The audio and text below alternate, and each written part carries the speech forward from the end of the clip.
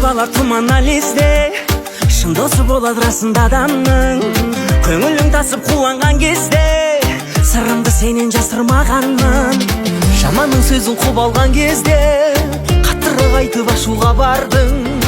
Қарабық басып күн ауған кезде, қасайып жалғыз қасымда қалдың.